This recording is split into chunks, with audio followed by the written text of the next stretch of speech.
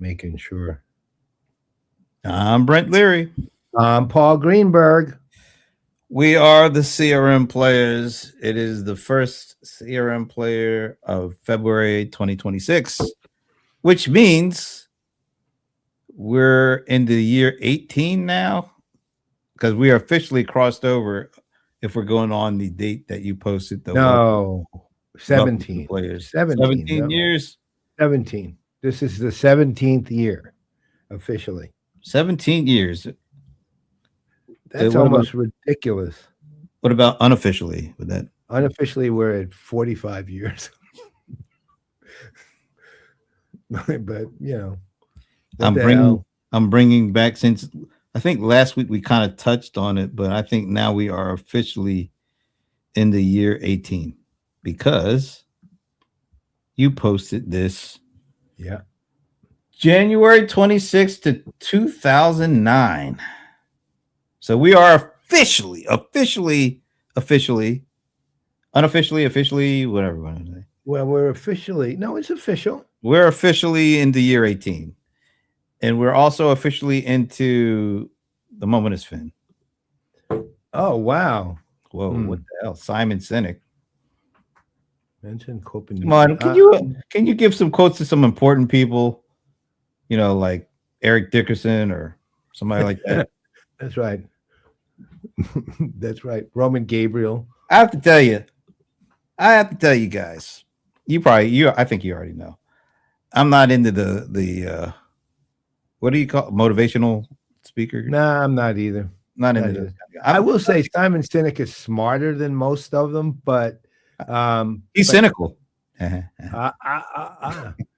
know what? He ought to use that somehow. I would if I were him. Cynical. Yeah. It kind of goes against his brand, but yeah, but you know what? He could say, I'm changing the meaning. Well, we better get back to the actual meaning of what Spin is doing here. You have a guess? A half guess. Again, Dutch. Open. I'm going with somewhere in the Dutch universe, but the problem is it's not really strictly that. Flemish? I'm going to just say Flemish. You need a tissue? Yeah. Last time I did a quote from another important person, Paul. Okay. Thank you for that. And you didn't get it, did you? It was one of them languages you didn't get. Well, yeah, no, he was Mongolian again. Remember? Oh, that's right. Second time. I bet it's not Mongolian. My second guess too. I bet this one isn't Mongolian. No, I'm going to get Flemish. That's my call on this one. All right, Spin. It's a hard one. Again, I think I'm losing my facility for these languages now. I'm getting duller. Oh, you can never be dull. Oh, I can be. I can be. In fact, I aspire to be dull. Wow. Well, we all have our aspirations. All right, Sven, let us know if the venerable Paul Greenberg is right with his phlegm-ish answer. It's a pretty out there guess. I don't think I'm actually right on this one, but I think I may be within the language. Yeah, Dutch. That's pretty much the same thing. People don't buy what you do. They remember that's what I thought. Dutch at first. I said Dutch at first, and the Flemish is basically Dutch. Yeah, unfortunately, you're still a little wrong. Dutch to me. No, actually, I don't think I am. If it's not. Hold on, I'm going to double check on this. I don't think Flemish is their national language, is it? He says you are very close, though. He gives you it's a dialect of Dutch, and I think that's it. No. All right, Sven. Well, you'll be the judge. Did he get it right? I think it's a dialect of Dutch. We'll leave it up. Remember, I said it wasn't quite normal. We'll leave it up to Sven. Sven, did the venerable Paul Greenberg get it right with his Flemish answer? I am going to figure this out. He's got me. We're leaving it up to the man himself to determine if the venerable Paul Greenberg was actually correct. I'm leaving it up to the AI itself. You don't trust Sven? No, I do, but he might not see it, might not know that one way or the other because it could just be used. He has to know it because he can't be choosing languages he don't know. That's not Well, right. no, I mean, I'm saying that the actual thing might be Flemish, but it'd be characterized as Dutch when he saw it. I remember Peter Fleming. I don't know what he has to do with that, but I don't either, but all right, Finn. Was he right or was he right? We're not gonna move on until you let us know. we can't move on. Like mostly, he is right. Okay. I knew I am. I think I am right. Well, Finn says you're right, so you Yeah. know it's his moment. You know what I'm going to do? I'm going to ask Gemini too. Now we're gonna have to create a whole new segment. Yes, Gemini. Stump Gemini. I'd rather you did that. Well, anyway, while you're doing that, next week, as part of a little bit of housekeeping, yeah, right. Next week, part 2, or is it part 2? I don't know. Of Call it Redux. reflux, redux, you know, a couple of ducks. Anyway, we are bringing back the 4 horsemen, although I guess it's technically 5 of us. We're not all math majors, so we're okay with that. We are bringing them back because we had a rather hot conversation. What was that, last couple weeks ago? That was actually 3 weeks ago. Already. 3 weeks ago. When we were talking about, is AI moving us closer to a CRM apocalypse? I don't know if you look at the stock market, I think the answer might be yes. But we had a fiery conversation, and we said we need to finish this conversation or finish each other off one and for all or something like that. So Esteban Kolsky, who is there smiling, yeah, I don't know how we got that picture, but he looks good with a smile on his face. He does. He should keep it. Looks happy. You know, Esteban Kolsky, Ginger Conlon, Dennis Pombrand, you and me. We are the horsemen. Next Thursday at 3 Eastern, we are picking that conversation up. And you know what? I was just looking at something. It's kind of hard to believe. I was looking at HubSpot's current stock price. And this is not a Stump the Godfather question, but a year ago, from this particular day to a year ago, you know what percentage drop in the HubSpot stock price? Or did I already tell you this? I was about to say I do, because you literally I told think me. I told I'm stopping it. I'm stopping it in Facebook for me to see. I'm doing a little too much. Yes, I won't say. I let other people guess, but I won't say. Well, no, I got another Stump the Godfather, but yeah, but there isn't any Stump the Godfather until we do the transition. Well, there is one. We just don't have it branded. And we won't make the full announcement until we're ready to do that. But HubSpot's stock price is 70% lower today than a year ago on this day. 70%. That is awful.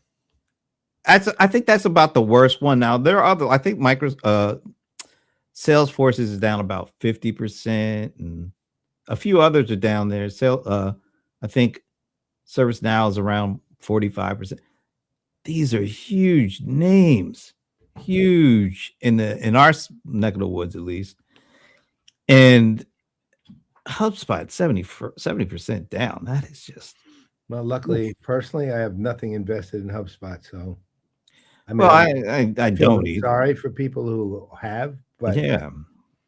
And the implications are kind of ugly, but I'm not going to worry about it. Well, I think what's going on is, and I wish I had put this up, cut and paste on this, but remember last week we were talking about the Meta earnings, and they were up significantly because they announced as part of their earnings that they actually are seeing actual ROI on their AI investments, mostly through their ad business stuff. But it seems to me, like the companies in our kind of neck of the woods, the Salesforces, the HubSpots, the Adobe's. Those enterprise SaaS companies are all, or for the most part, not all, they have a subscription model and it's seat based, and it seems like that's what's freaking people out. People are thinking that all this AI and I guess Anthropic leading the way with the stuff that they're doing with their, with Claude Code and Cowork and all that kind of stuff, and then with that Claude bot thing, it's like if you have a subscription based seat model, people are thinking, is this going to be the end of that model with this AI stuff? Because AI can, you can say a few words and you can build an application now. And, why would you want to pay a seat price when you can just say a few words and get an application or something like that? So it seems like that's why these companies are getting hit so hard compared to some of these other ones. How would that impact a pay for usage kind of model? Well, I think looking at what happened with Meta, they're using their AI investments to, I think, optimize their ad offering, which is not seat based, it is usage based. And because they are able to connect their usage business model, which is their ad business, to AI improving the top and bottom line numbers through that's kind of proven. They've proven something that hasn't really been proven before, which is, wow, there's an AI a company that is using AI and it's actually having a positive impact on their business, their current business model. And I think because it's not something that you have to pay, every person has to pay a seat to use. It's being able to move away or avoid some of the stuff that's going on with all these enterprise software models, which are mostly, seat-based subscription models. So it looks like what the AI, I think what these folks are kind of thinking is AI is disrupting the business model more than the technology itself. Yeah, I mean, it makes sense. But then it's interesting. You go back a year or so ago, maybe, when you had the guys like Bob Stutz and others advocating. For basically for usage, consumptions, right? Consumption pricing, but consumption-based pricing, but which is usage. So, but then it also comes interesting to me. What happens to, say, Zuora or companies like that? Didn't they get bought by a PE firm or somebody bought them? Yeah, they did, but I think they still exist as a company, So what happens to the companies that are based on, providing services for subscription-based payments, things like that? Either they'd have to retool. I mean, they could. I imagine they could. They've got the technology, I would guess, with their platform. And guys like Teen, I always trust to figure it out. So they could, but I'm wondering if they are. Meaning, are they actually saying, okay, well, we're kind of coming to the end of this cycle? Because one way or the other, regardless of whether,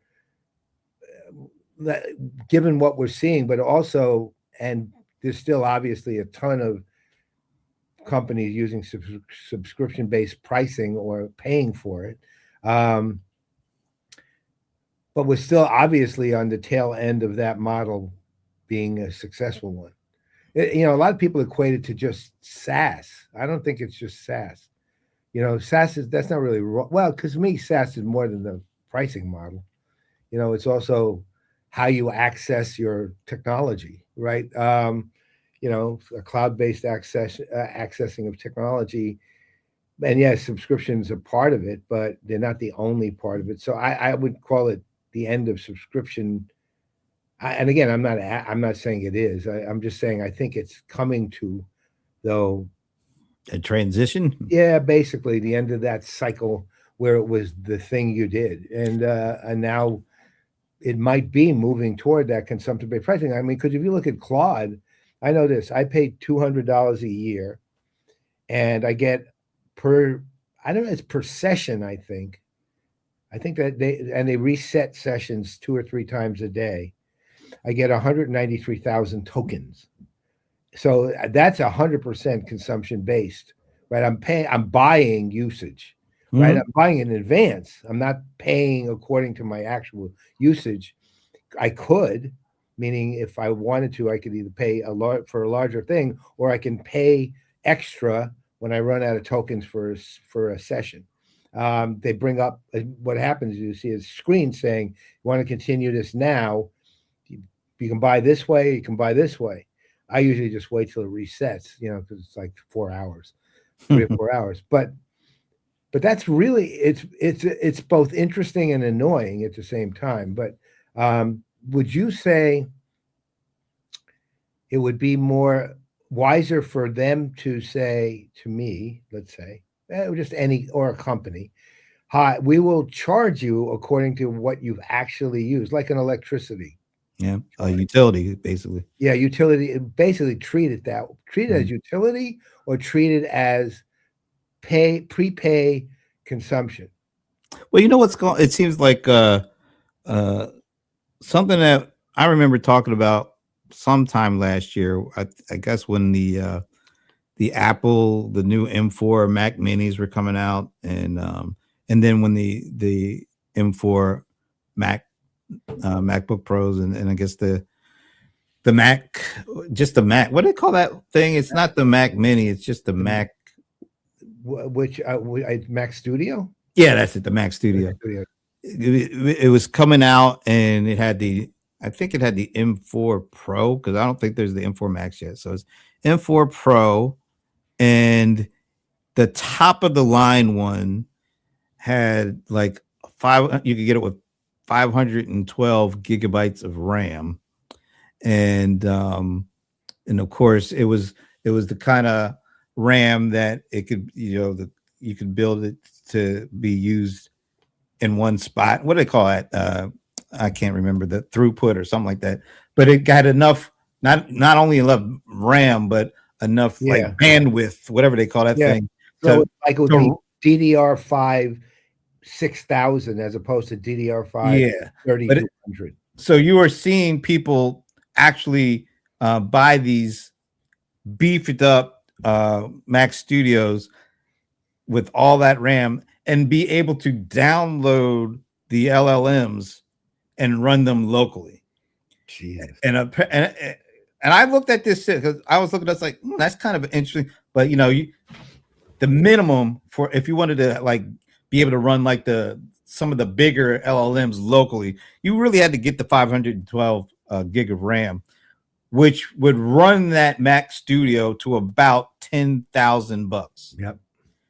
And you could go bigger than that, and you can also buy multiples and like put them together and have your own little Mac Studio farm. You can run everything. So back then I was like, I don't know if I want to do all of that.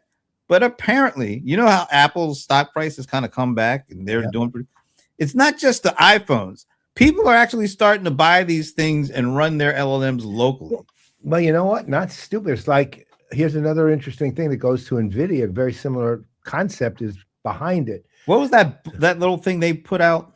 What was that NVIDIA local? Oh, I can't remember the name of that, but that actually is one thing too. So I was watching this video yesterday, Linus Tech Tips, who I kind of I like Linus. Yeah, I kind of like him. Sometimes a little bit much, but typically he's really good. And so apparently, the standard high-end GPU for consumer side GPU for that NVIDIA puts out currently is the 5090, the RTX 5090. Mhm. Well, apparently there is an RTX 6000 that they don't talk about much, but it still can be used by consumers, and but it costs $10,000. Just right? the card?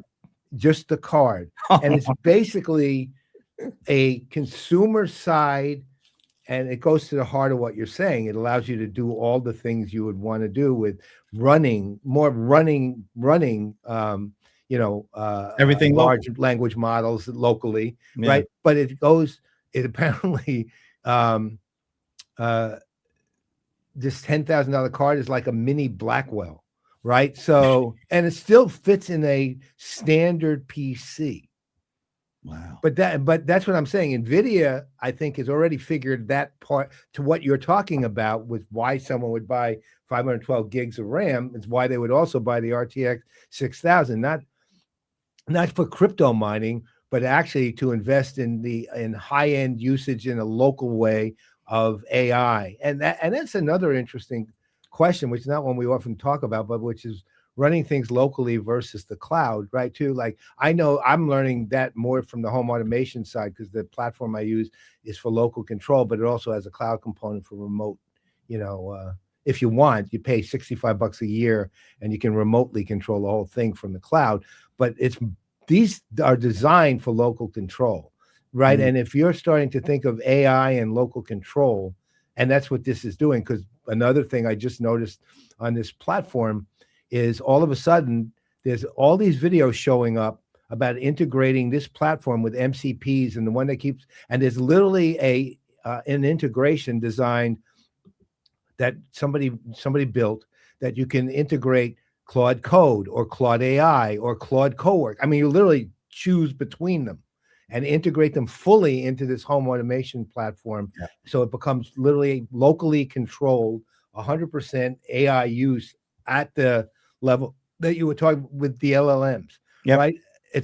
But that becomes it's probably a subject for a show at some point, because it's really local versus cloud control is really an interesting question now, especially now. Well, it's all. I was kind of going back and forth with our buddy John Cold Rice Lawson about this. It's almost like it feels like a back to the '90s moment, because remember, I'm thinking of like small businesses. Remember, they had to back before all this cloud stuff. They had to buy software, install it, put it on computers, put together, LANs, and they would typically try to find a tech guy that would be able to manage all that for them.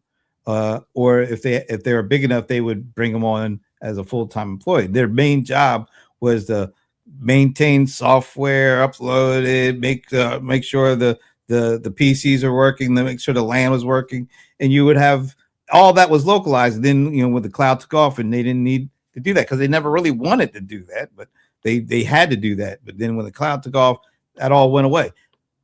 Well, now you're seeing this opportunity for people who don't want to have to always buy stuff and have it, pay a subscription, to actually buy these kind of beefed up Mac Studios, put that thing on with all that 512 gig RAM, download these models and run them, and then you don't have to pay the tokens because you're running everything locally.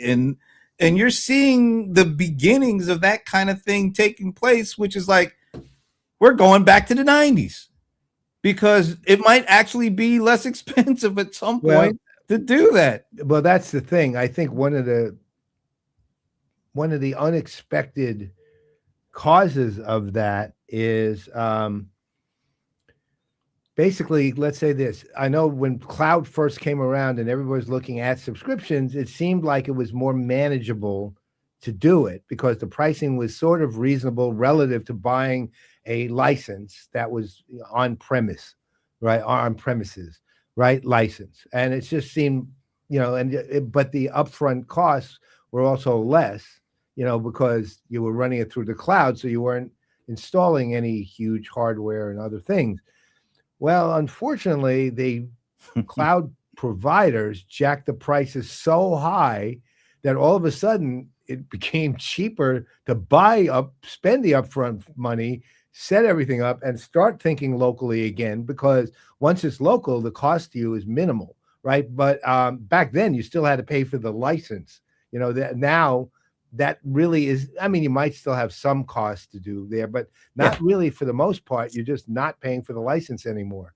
You're saving yourself a ton of money because of the unreasonable level of subscription. It's gonna be really interesting to see how many folks attempt to go that route.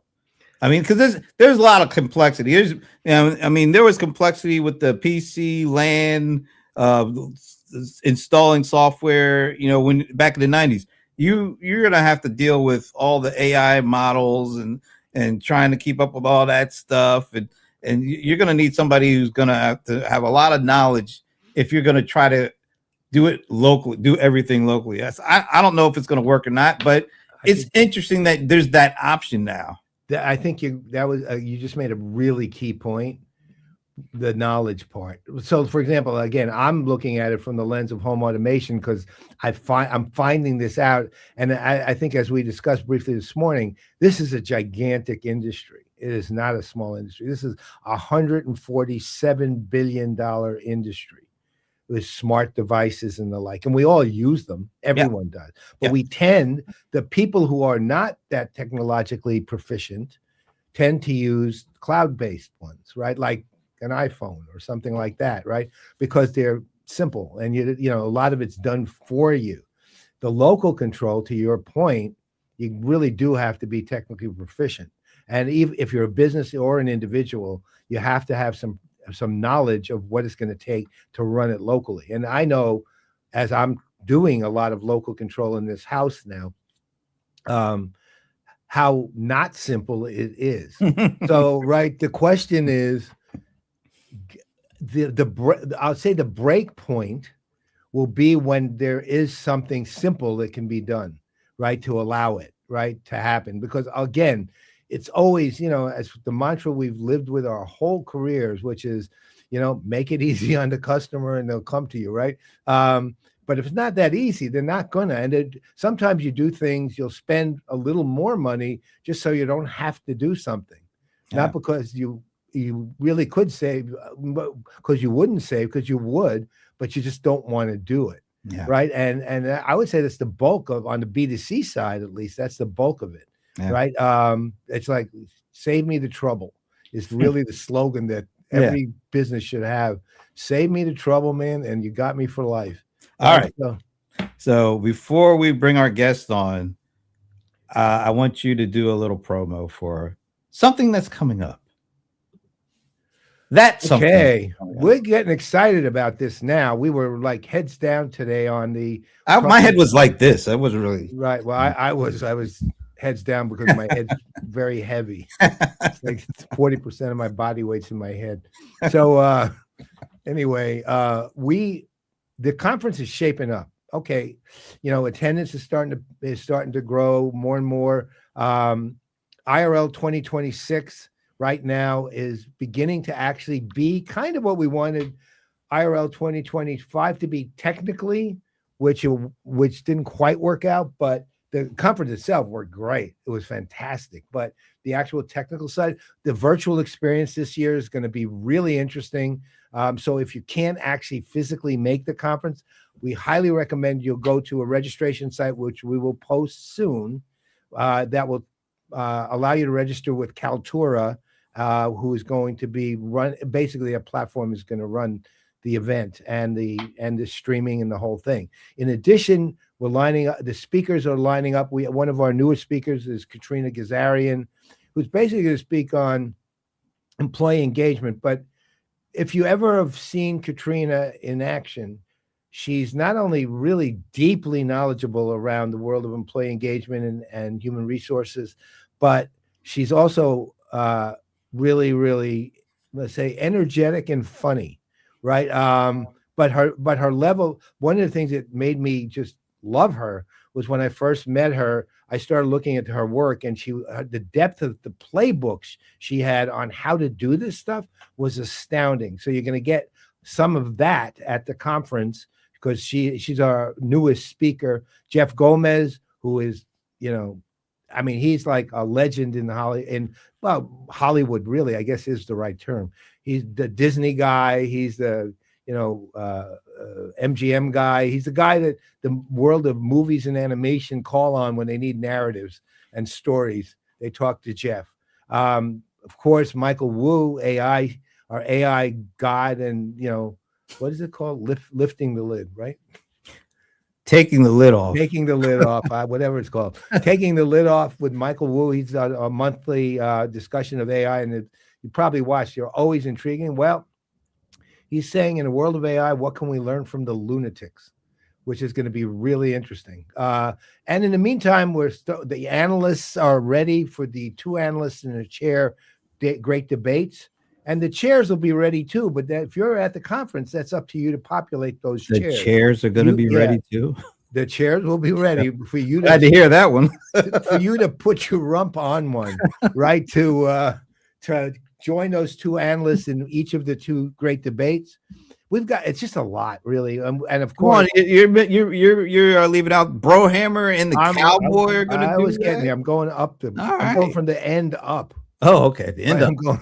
I'm literally starting at the end, right? So, and then of course, to Brent's absolute point, we've got the world famous, the indubitable. Wow. The irascible, which we're going to also add to him. Well, Esteban, but they're still irascible though. The irascible Brohammer and the Cowboy, aka John Reed and Brian Summer, who are 2 of the leading enterprise tech analysts in the world, who will let's just say give their take. And if you've ever seen their take, you're going to want to listen to this one. Give their take, and we got some good sponsors here, man. We're giving the sponsors some leeway to decide what they want to present in their 15 minutes on stage. So, but we've got Creatio and Kaltura and Zoho and Salesforce, and we got 2 others. And Pega. Just got the word on Pega. Literally. Oh, okay. Check your email. Okay. And Pega, and one other one seems like working on 60-40 on it now. I won't say. We're up there. The odds are getting better, by the way. Sounds like they were 50-50. I'm just going on the enthusiasm of the person working on it, right? So she's great, getting better and better, and they'll be there regardless. This other sponsor will have people there. It's going to be really fun. And don't forget one thing about this conference: it's a community, right? It's a community. It's not just a conference. This is the gathering. The annual gathering, and I think I can say this safely. I'm not trying to, compete with anybody here.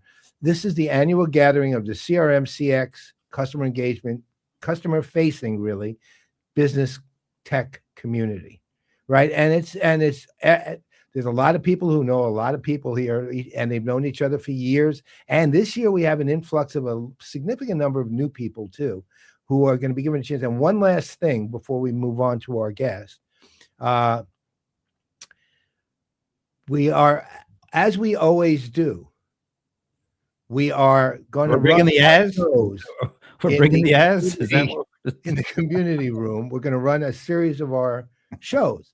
Well, if we get the interest, and the word is out on LinkedIn today, if we get the interest, we are looking for 3 people who have always wanted to do a video broadcast, a live stream, or they could want to have done it pre-recorded. This is live stream, and we're going to give them 3 of them. And don't forget your audience here, customer facing. We're going to give them 3 of them 10 minutes apiece to do a little pilot of a show they would like to do, and then we're going to have it in front of a live studio audience. That live studio audience will then vote, and one will be picked as the winner. Now, what the winner gets, we don't know yet. We'll figure something out. But what everyone will get, all 3, will get a copy of their actual broadcast, professionally produced, that they can use in any way they like. But this is a shot. You want to take a shot at producing a broadcast? This is it. And you can see whether you can do what Brent and I do, which you can't. I can promise you that. But you can do your own thing. And if you try to do what Brent and I do, we're gonna be angry. Right? You can't call your show. Yeah, because they'll probably do it better. Yeah, CRM Players. It'll be CRM Players, right? So, but keep in mind, there's 2 criteria. Criteria 1 is customer-facing audience, make it interesting to them. And criteria 2, you have to physically be at the event. If you're interested, go to LinkedIn, look under my name. You'll see my latest post says, put your info in the comment, not your info. Put your name that you're interested in the comment. I will contact you via LinkedIn, and then we'll talk about what it is. Okay, so that is it. It's really exciting. It's very different than any other conference out there. The only one that's even comparable, I think, is Constellation CCE, and it looks like Vala Yeah, Asher I was gonna is do the that one. chief evangelist of Salesforce, and Ray Wang, who actually do a show called Disrupt TV, will do a hybrid in-person digital edition episode of Disrupt TV at the event. Weirdly enough, even though it's digital, it'll still be on the main stage. I was gonna call it an intercontinental version of Disrupt TV. Fair enough. There it is. All right. And All right. We that's got what it we in. got. We got it up. All right. Now, let me bring you back here. Now, to introduce our guest today, the venerable Paul Greenberg. This is a new Okay. guest. I can't wait to see how this one goes because this is a new guest, never been on the show before. So, it's going to be a special introduction. Okay. Many years ago, when we were doing CRM Idol, all the way back then, one of our sponsors, one of the people who was offering a prize, was Sequoia Capital. And they had just invested in this company called Lattice Engines. And I was talking to the guy, can't think of his name now, it was Jeff something. I was talking to the guy about it, and he said, well, there's this company called Lattice Engines, and I know you're going to be out on the West Coast. Would you be willing to talk to him? I said, sure. So he said, okay, I'm going to introduce you to him. He's the founder and CEO, Shashi Upadhyay, and we'll set it up. So I went out there, sat down with this guy, with Shashi, and wow. First, I was blown away by Lattice Engines, but honestly, even more so, but the kind of human being this guy is. Lattice Engines itself was a pioneering, visionary venture, right? And eventually got acquired. I don't remember who acquired them. He can enlighten us on that one. But Shashi he was just like, wow, at every level. Not only was you recognize his capabilities as an executive and founding executive, which is even harder immediately, because he knew, like, one of the things I remember he knew, and because I always kind of see if they're going to be was he going to be a victim of founder syndrome, which means keep your hands on everything all the time and don't trust anybody but yourself? Or was he going to be one of these people who's willing to delegate? In 20 seconds, I knew he was one of these people willing to delegate, right? He was willing to actually trust the people he hired, right? So that was first. Now, we have kept up, not constantly, but throughout the years, we've kept up. And then about, it's a little over a year ago, I saw he'd gone over to Zendesk as president of products, engineering, and AI. And I thought, wow, finally, look, honestly, I had a very spotty relationship with Zendesk. It was not great. Let's just put it that way.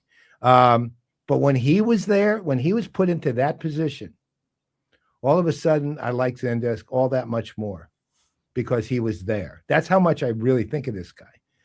And so he's been there a little over a year now. He's made a difference already.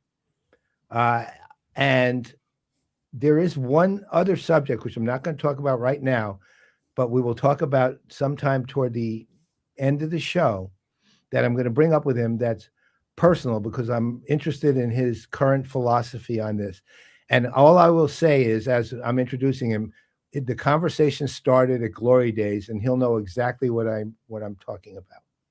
All right. So with that, let's bring on Shashi. There he is. Hi guys. Hello. Oh. Hi Brent. Hi Paul. Hey, Thanks for sir. the How you introduction. doing? I'm doing okay. Really excited to be here. So thank you for inviting me. Yeah. Are you kidding? Thanks for This taking the was time. No Yeah, brainer. and I know I was supposed to be here like a few weeks ago, and we had a bunch of technical glitches. So apologies to the audience in case you're a victim of that. But happy to be here. Yeah. Yeah. Well, so how'd you get to Zendesk? Why don't you just run that through? Just how did Our- you even get there? Zendesk, yeah. So I mean, short story is, Paul, I recall that meeting, and I also I remember meeting you several times more, including at your home, Mhm. and really value both all the doors you opened for me. I mean, I was like a no one in the CRM industry at the time, and you were pretty amazing. I was at Lattice through 2019. We had over a short period of time, we had a couple of acquisition offers. The last one was from Dun& Bradstreet, That's what it was. which is a large data company, and they were looking for a software platform. And we were actually the biggest data partner at the time, software data partner. So acquisition made sense. I joined them, stayed there through COVID, and they go public. And then I left to work at Google. I wanted to see scale. Like I think one of the points you made earlier, Paul, which is startups are great fun. I really enjoyed building a company, but sometimes impact goes through larger organizations. It's easier to touch more users, more customers, add more value. And so when I had an opportunity to join Google, the ad tech part of Google, and run a product for all the enterprise-facing apps there, like Google Analytics, Google Ads, SA360, and so on, I took that opportunity.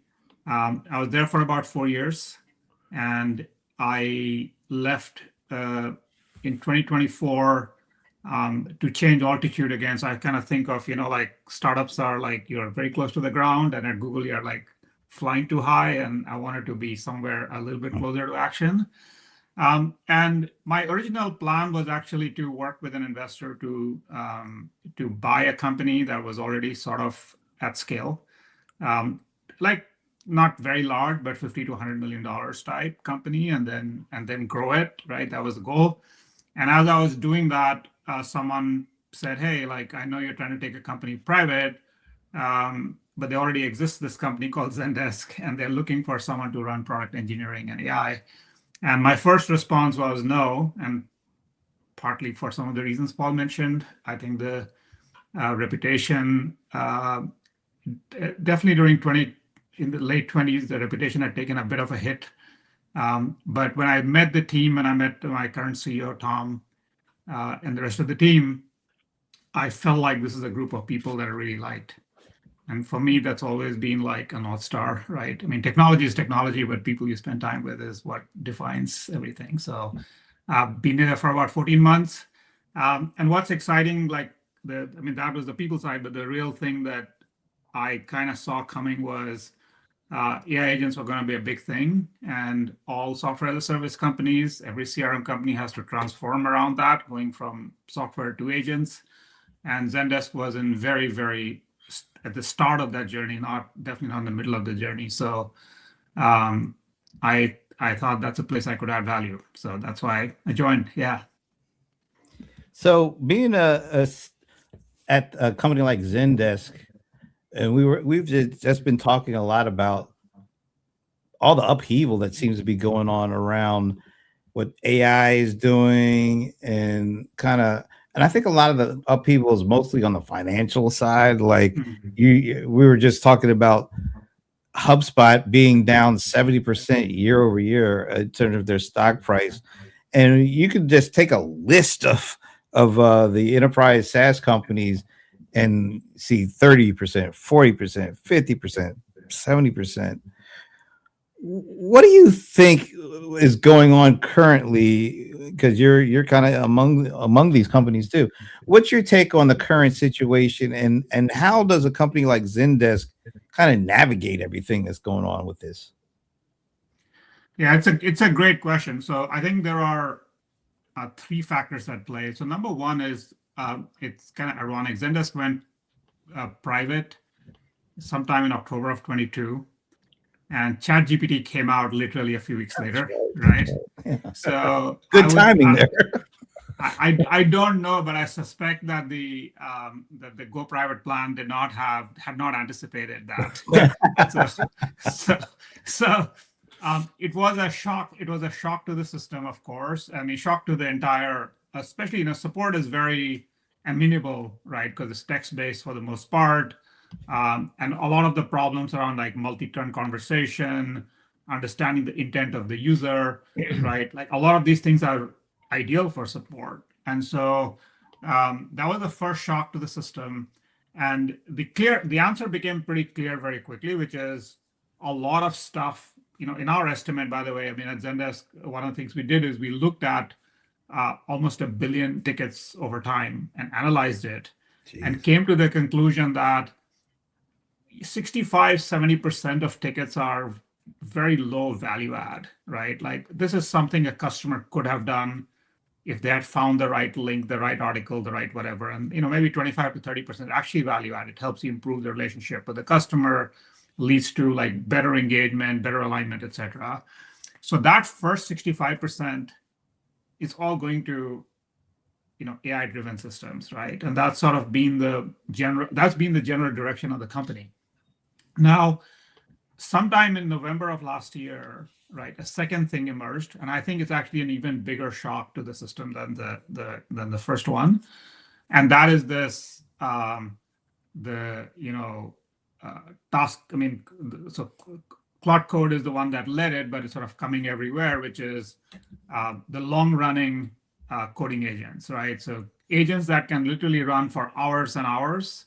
And just build up like an entire website for you. And tons of like, any application you can think of. Like I was showing this to a family member yesterday, which is, we have family in 7 different cities across the world. So we just built like within 30 minutes an app that shows you the weather in those 7 cities, right? In an interactive map. And the thing that did it, like ask you for a few permissions, but Cloud Core work. So now that kind of a web app, as an example, has become so easy to build, the market's become very skeptical about like who is just relying on that, who has just been a wrapper around a database, right? And if you're a wrapper around a database, yeah, you are. It's going to be tough, right? That's different from like, so you start from there and you say, okay, like what are areas where the chance of disintermediation is less. And, software, like at the end of the day, software is software. Anybody can learn to build it. It's all a matter of interest, but it's not a hard thing. So the large companies have been defined by having proprietary data, having, unique workflows, supporting edge cases, having great distribution, having great customer relationships.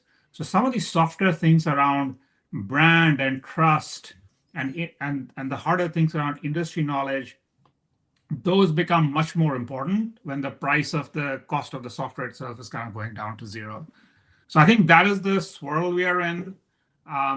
My kind of take on the market is the reason like everyone's taking a hit is because it's very hard to tell from the outside who's going to come out of it and who's going to just collapse as a result of it. So it's like a basket wide hit at the moment. Yeah. Well, so you offloaded, you basically, I don't know if you've completed doing this, but you mentioned 65% of the interactions with customers pretty much could be offloaded to AI in a manner of speaking. Have you done that already? We have done that already. So we have a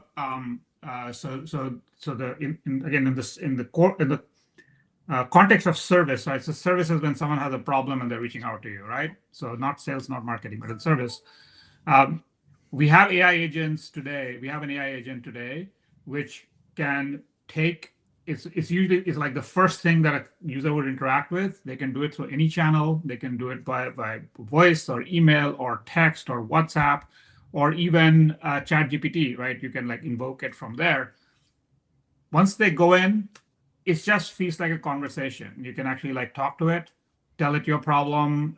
You can get it to do simple things like, hey, just tell me what the refund policy is, all the way to, we have customers who are using it to actually run the entire refund process itself, right? You provide it, you provided your information, you ask for the refund, you provide the tracking number, and it just takes it and does it all for you, right? So the big leap happened when agents became truly agentic, meaning they could take action, right? So that we're already in that world. We have like the highest automation rate that we have seen is closer to like 94%. Wow. And then in the more complex cases, we can still get as high as 40 to 45%. So it is a spread, but that word is already here. Now it's just a matter of like getting customers start to use it. And the cool thing is, Paul, the stuff works 24/7. It has access to all the knowledge in the building or in the company, right? So it's sort of not limited by some of the human constraints we have. And it's when you look at the CSAT coming out of these, it's often 5 to 10 points higher than what people were experiencing through the channels that existed. The other big thing we have learned is there was a lot in the service world, especially, there was a lot of unserviced customers, right? Meaning, because service always ends up being about cost, right? So you have all this stuff that you want to do for your customer, but you couldn't afford it. So classic example is if you have some like free software, for example, right? Most companies don't provide support for free software, right? Whereas now you can put an AI agent against it and it's very happy to provide your service, right, for that. Mm-hmm. Or we have a gaming customer that has put our support bot in the middle of the game itself. So you can always there's basically like a player that you can ask for help as you go, right? So there's all these use cases that are now become possible that couldn't be done before. Yeah. So do you run into like, okay, wait, we shouldn't have done that one because the AI is just wrong? Because I use Claude a lot. That's my go-to. Actually, it's my go-to. Yeah. It's the only one I pay for because it's helped me build things like because I'm into home automation. Right now it's building a new dashboard for me, and the one I had to build was 4,000 lines of code. Right. So but the thing I'm finding out, and I imagine even at a fairly low level, this is the case too. One is I have to interact with it a lot, really, because it's not, and mine are complex needs, but two, it does misunderstand me too. Even when I have a clear prompt, it's going to make a mistake here and there. And I'm wondering, now you're in a business environment where you can't, it's not like one, it's not for you, it's for the customer, it's one-to-one. Correct. For you, it's not, right? So how do you deal with it when whoever you're using, your LLM says, well, actually, okay, the refund policy is XYZ, and then it ends up charging somebody. It ends up charging somebody XYZ instead of refunding the money. Yeah, hopefully, that should happen. So there are like a few ways this is worked around today. By the way, AI agents absolutely make mistakes. They misunderstand what the customer wants. They kind of go down the wrong track. They hallucinate, of course, which there are tricks around now much better than they were 12 months ago. First of all, we always provide a human fail-safe. So the goal, the North Star, is that the customer should have a great interaction. We start from that. The North Star is actually not automation, not cost reduction. The customer should have a great experience. See, the weird thing about service is no one makes a service call in a good mood, right? Like that's good to know. Right? The human being is already a little upset. Okay. So our job is to take that negativity out of this world and like bring them back just being to normal is like a big win. If you can delight them, that's amazing, right? But always starting from there, right? So this kind of stuff you're describing, like for us, it's existential. It's like really important to get it right. So we have done a lot of work to get the tone right? Like always be respectful, all that stuff. Put a lot of guardrails around, like for example, if you work with the Zendesk bot, you cannot engage it in a political discussion and get distracted, right? You can't do all of that. But the most important thing is also making the bot itself somewhat self-aware. So we actually have a referee bot that watches any bot that's working. There's a bot that's also watching it, right? And when you operate in that mode, it actually works much better. So the watching bot, if it observes that this conversation is going sideways, it transfers over to a human then, right? So there's always a human sitting in the back, and that human then gets the full context of this conversation plus recommendations of, hey, customer is upset. right? Can you like you may need to do something, right? Or this is the problem they're trying to solve and they're not getting solved, etc. So the human failover will always be there. I think there's always going to be a role for that. And then the last thing I'd say is that these bots can be made to be self-improving. So when you have a conversation, you get the signal of that was a good conversation or a bad conversation. That then goes back into training the agent itself. So the next time it does a better job with a similar case like that, right? So we often talk about in our company as like at Zendesk as we have to treat these as not a software, but as a new form of labor, right? They are workers. Out of the box, they come out like interns. They're smart but unformed. Right. And then, just as with an intern or an entry-level position, if he can't do the job, it's going to call the supervisor, right? Should like learn to do the same things. Like, and you can apply that mental model. You design a much better system. It becomes easier to design a much better system around it. I'm really interested, and I know we're running short on time, so I guess we got to wrap things up. But everybody's now focused on, and this wants one of these general industry kind of things. How much money is being invested into AI, generally speaking? Yeah. All the multi-billion dollars deals that are going on between these kind of these large vendors and OpenAI, mostly with OpenAI and Anthropic and things like that. And it's, I guess, because these numbers, like you hear one company commit to $50 billion to OpenAI, and you see like, I think, what was it last week? Microsoft's book is 45% OpenAI. It's 45% of the $625 billion book is one company. So there's all these huge numbers, and that causes huge expectations because you wouldn't be investing these huge numbers if you didn't think the mother load is coming, basically. Absolutely. So how do you guys look and manage the R&D aspect of this? And so it doesn't, because I mean, they're like, Oracle, for example, is a company that's been getting killed because they are having to fund it in like with some loans and things like that. Yeah. Versus companies like Microsoft, they're spending just as much, if not more, but they're paying it off, with their cash. Yeah. How do you guys balance the excitement and the investments you need to make in AI, but keeping it kind of in check so that it actually will have a payoff at the end, for not just for you, but for your customers as well? Yeah, it's a great question. So if you look at like the tens to hundreds of billions of dollars of investment that are going in today, a bulk of that is at the infra layer, right? So it's building data centers, building compute, etc. It's not that different from I was listening to the earlier part of the call, right? When you look at the fiber build out that happened just as the internet was taking off, we are in the fiber build out phase of this, right? The big internet is still to come. And this thing is going to be, we believe, like 10 times bigger than the economic impact of the internet, right?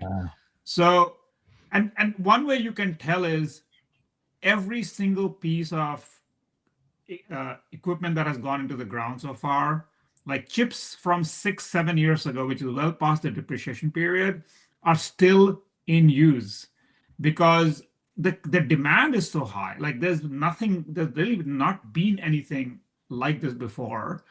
And I think they're just, I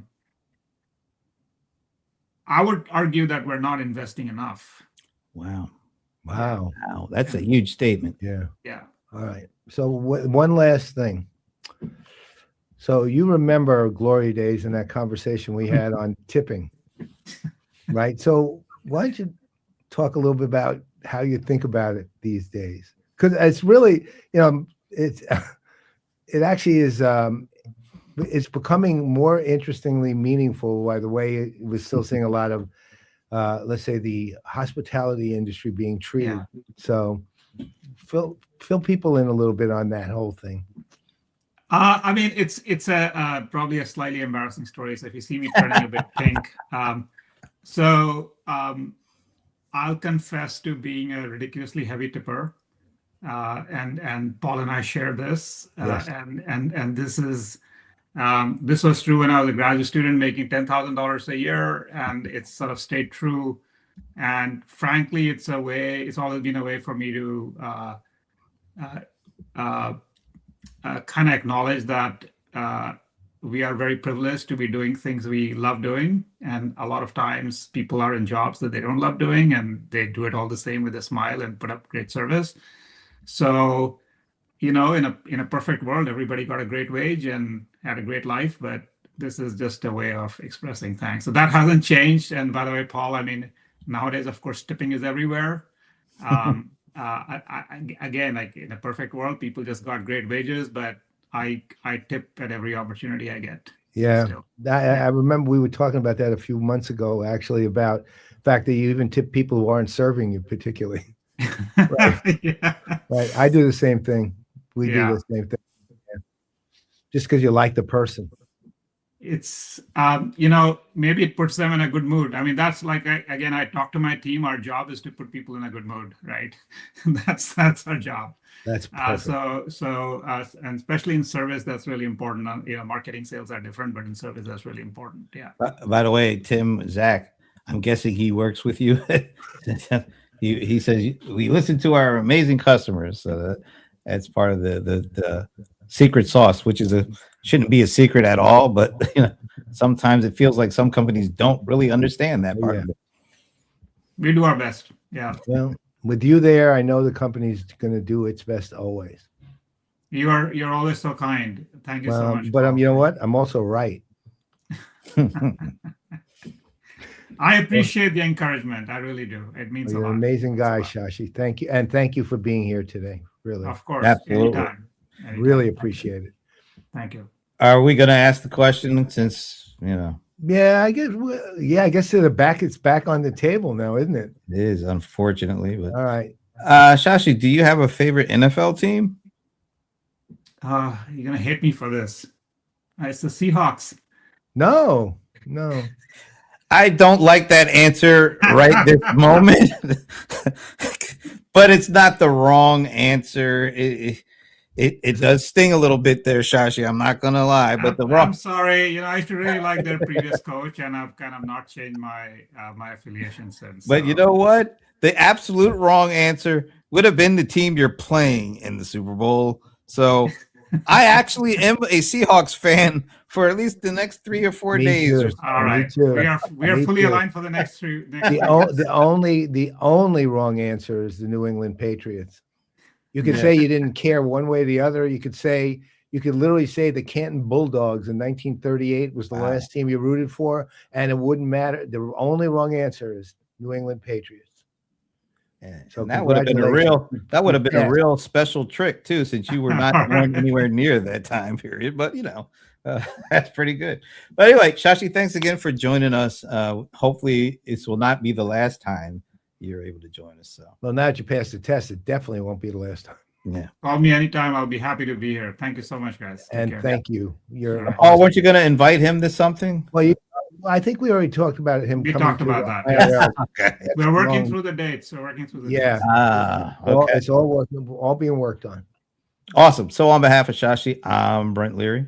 I'm Paul Greenberg. We are the CRM Players, and we can never say goodbye until we say hello to Minnie. Hey, Minnie. Bye, Minnie. Hey, Minnie. Bye, everybody. Bye.